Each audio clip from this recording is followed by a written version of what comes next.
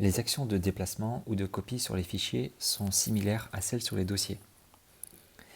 Si je choisis par exemple le dossier vierge 51, je reste appuyé dessus, je retrouve copier, dupliquer ou déplacer.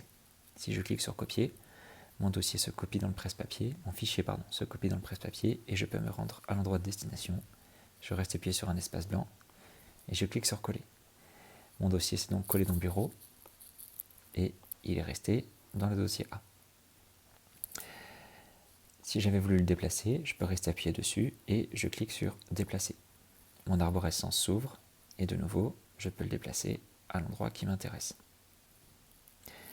On remarque que si je le déplace dans un drive différent, par exemple OneDrive, fichier, document, ça n'est pas déplacer qui se propose mais copier. On ne peut pas déplacer un dossier, un fichier d'un drive vers un autre. On ne peut que le copier. Si j'ai oublié de créer le dossier de destination, par exemple dans Bureau, je voulais créer un dossier récent. J'ai le petit plus avec un dossier en haut. Je nomme mon dossier, je clique sur OK. Et on remarque que dans Bureau, mon dossier récent s'est créé. Mon dossier est créé, je peux déplacer mon fichier. Et mon fichier disparaît de mon dossier A et apparaît dans mon dossier récent. Si je veux déplacer plusieurs fichiers en même temps, j'ai la possibilité de les sélectionner tout en haut. Je clique sur sélectionner et je sélectionne les fichiers. Tout en bas, je remarque que j'ai la même chose, y compris dans plus avec le petit copier. Je peux cliquer sur déplacer et je peux choisir mon dossier de destination. Par exemple dans bureau, récent. Et là, je remarque que je peux les déplacer. De la même manière que tout à l'heure, si je choisis OneDrive, je remarque que je ne peux que les copier et je ne peux pas les déplacer. Donc, je vais aller dans les iCloud et dans mon dossier récent et je peux déplacer. Mes fichiers sont partis d'ici et sont arrivés dans mon dossier récent. Autre façon de déplacer des fichiers, en restant appuyé sur un fichier, il se déplace sous votre doigt. Avec un autre doigt, vous pouvez alors sélectionner en cliquant sur les autres fichiers. Et on remarque que la petite puce avec le nombre de fichiers sélectionnés s'affiche sous votre doigt.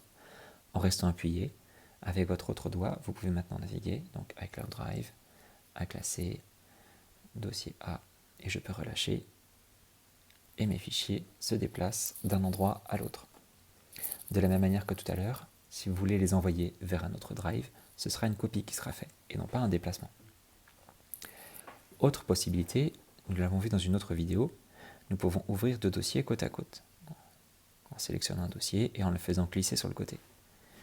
Si je veux faire passer mes éléments du dossier A vers mon dossier R, je les sélectionne, je reste appuyé sur l'un et je les glisse dans le dossier R.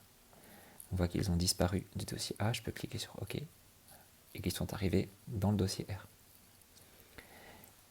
Je refais la manipulation, je reste appuyé, je sélectionne les autres et je glisse de l'autre côté. Et mes fichiers arrivent à cet endroit-là. On peut sélectionner un dossier plus lointain. Par exemple, si je retourne dans iCloud Drive, Bureau, Récent, je sélectionne mes fichiers dans mon dossier A et je les fais glisser dans mon dossier récent.